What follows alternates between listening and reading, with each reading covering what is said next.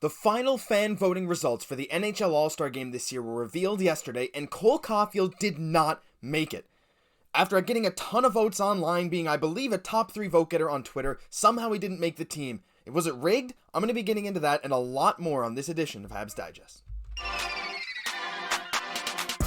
Hello, bonjour, ahoy, and welcome to today's news edition of Habs Digest. I'm your host, Josh Gosse. Quick reminder, before the video starts, please like the video and subscribe to the channel if you're new here or you've been here a lot and you just haven't hit it yet. It'd be greatly appreciated. Getting straight into this big topic, I know people have probably made videos on this already, but I wanted to give you guys my take on it. And I truly believe that the NHL rigged the All-Star Game voting against Cole Caufield. Now, that's not some hot take. I think pretty much everyone shares this sentiment. But if you somehow haven't seen this yet as a Habs fan or you haven't heard this news, check this out. So the NHL released their final 3 top fan vote getters, as they say, for each division. And here's the Atlantic Division results.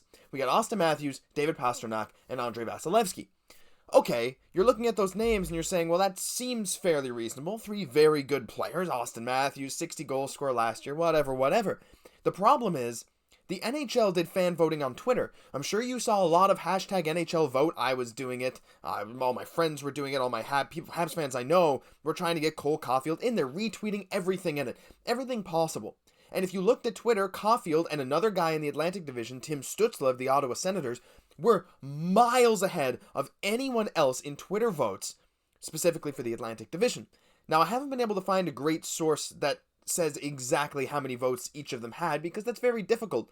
But from some people I saw online on Reddit saying that they just looked through all tweets, they made a quick program to search through all tweets that included Caufield or Stützle with hashtag NHL vote.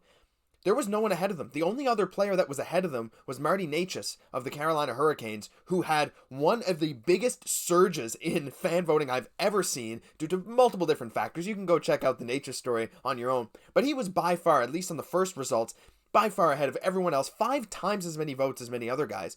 And as the votes ended up settling down, I believe he was right there around Caufield and Stützle. But none of these guys made it. Necas didn't make it for the Central Division, or the Metro Division, I should say. And Caufield and Stützle didn't make it for the Atlantic. And even Auston Matthews is interesting. Because if you were on Twitter at all, you would have seen that every Leafs fan that was tweeting about William Nylander, who's been having a phenomenal season for Toronto, and he's the guy they wanted representing their team. Now, I know you could have voted on NHL.com. That's another big thing.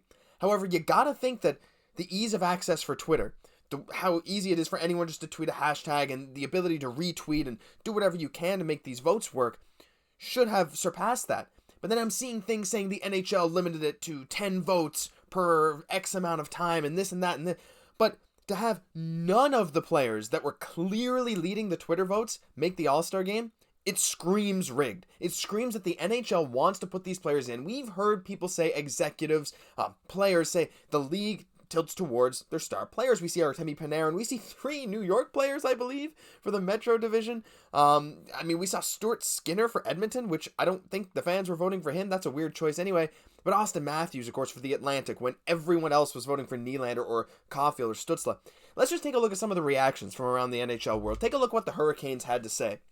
The official Carolina Hurricanes account says, delete your account, to the official NHL account after seeing the results. Clearly they were not happy because, like we said, Necas was up there at the top of fan voting for a long while, and not even mentioned, didn't make it. A couple New York guys did.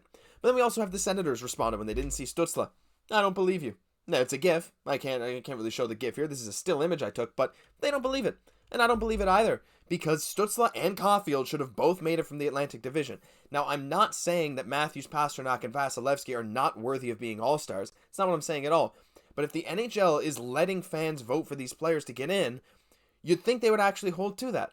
Or not, because, like, in the past, we had the Zemgus Girgensons thing, the John Scott. The NHL wants certain players in the game to grow their brand, blah, blah, blah.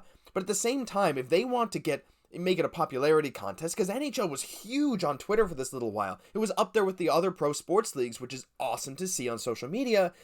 But it's with the context that, everyone was voting because, hey, we want to see our favorite players for our favorite team. And for them just to discard that, guess what? Fan voting is going to plummet in the future, I bet. The NHL just doesn't care. They don't care about their fans. They just want to put whoever they want to put in the All-Star Game. And I'm upset that Caufield didn't make it because we all know he should have been there. Topic number 2 today. Arber Xhekaj speaks out on Radko Gudas, and if you watched the game against Florida last night, you know it was a physical one. Go watch my game reaction if you haven't yet. I know it's a win-win, right? If we won the game, Florida's pick would have been better for us. If we lost, which we did, we get a pick closer to Bedard. But it was very, very physical. Multiple fights. Xhekaj was in one. Pezzetta was in one. But surprisingly, no Radko Gudas, a guy who was playing really chippy all night, a little bit dirty, and near the end of the game when he got destroyed on a reverse hit from Kirby Dach. Dach was just standing there. Gudas charges at him. Dach levels him. Gudas immediately goes for Dach's knee. Just a dirty, dirty play, and the Habs wanted to go after him, and he just goes off the ice like nothing happened. And if you didn't know, the night before our game last night in Toronto, he had another dirty play. It might have been a knee, might have been a stick, something like that. Someone went to fight him. He turtled on the ice and went away. Now again, I wouldn't want to fight an NHL player either, but if this guy's out there being an enforcer, you want him to, step up. And Xhekaj said just that. On him not answering the bell, quote, he never does. I don't know what's up with that guy. He'll be taking runs at guys' knees all game. He does play hard, I'll give it to him, but at some point you've got to show that you're going to be able to do that. Going to be able to fight, I assume, at the end of that quote. But yeah, Gudas does not stand up for himself. He takes little cheap shots, going for knees, vulnerable parts of the body for a hockey player, for anyone with that matter. And he just refuses to fight. And he turtles when he does get the opportunity. So, Xhekaj, a known fighter, a guy who did win a fight again last night when he went at it with Giovanni Smith, is upset, really frustrated, and for good reason. You can't have guys taking cheap shots at your teammates and then just let him go off the ice. So, whenever the Habs play the Panthers next, I'm sure it will be later this season at some point, but be on the lookout for a Xhekaj-Gudas interaction. Topic 3. Today's a 4-topic video. Topic 3. Not really Habs related. Well, it's Habs related, but not direct Habs news. Max Pacioretty likely has another Achilles injury. I'm not going to show the video here. Maybe I'll link it in the description. Maybe not. It's not graphic or anything. It's Pacioretty behind the net, right in the last minute or two of the Hurricanes' wild game last night. Pacioretty, who of course spent a lot of time nursing an Achilles injury, is skating on the ice just behind the net, makes a pass out front, and kind of plants his right foot, and immediately kicks his foot up and grabs the back of his leg near his ankle, which is exactly what you'd think it'd be for another Achilles injury. And it might be a tear, might be a rupture. We're not sure yet. He's scheduled to have an MRI, I believe, on Monday. So we don't know the severity quite yet, but it looked bad. He could not put any weight on it, and it looks like he might be going down again. I know he hasn't been a Hab for a while, but I know a lot of people have mixed opinions on Pacioretty. We had some really bad details leaked about him earlier this season about how he was a really, really poor captain and really bad locker room presence, but he's a former Hab. He is a former captain. I just wanted to give you guys an update on that in case you were interested. Maybe you're not. Maybe you skipped this section, but it looks like Pacioretty, if it is another Achilles injury, that could potentially spell the end of his career because Achilles injuries are the worst for a professional sports player. So even though he might not be a fan favorite here in Montreal, you still hate to see that, and you wish him the best. Final topic for the video today.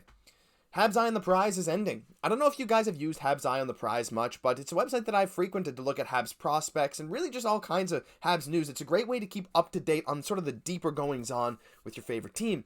But Vox Media, who is the owner of SB Nation, or the operator of SB Nation, and SB Nation, who runs the Eye on the Prize websites, has said it's ending. And we had some interesting opinions coming out, especially from Marc Dumont. He said, ridiculous.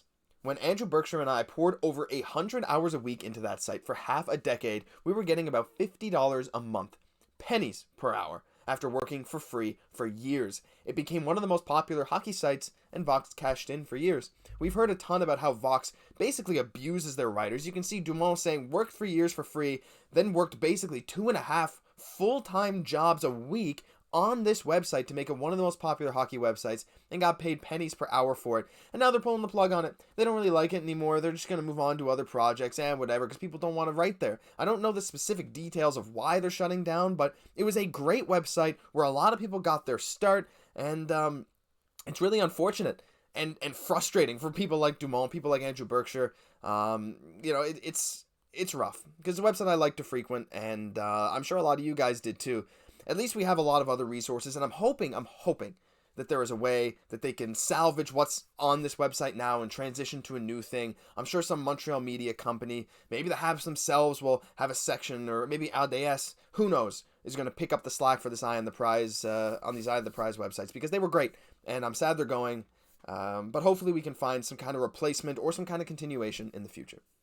But that'll do it for this news edition of Habs Digest. If you enjoyed, leave a comment, please subscribe, and like the video. We really appreciate all the support you guys have been giving us. We just passed 3,500 subscribers. We're super grateful. We're on the road to 5,000, and we know you guys can help us out with that. I'm Josh Gosse. We'll catch you in the next video.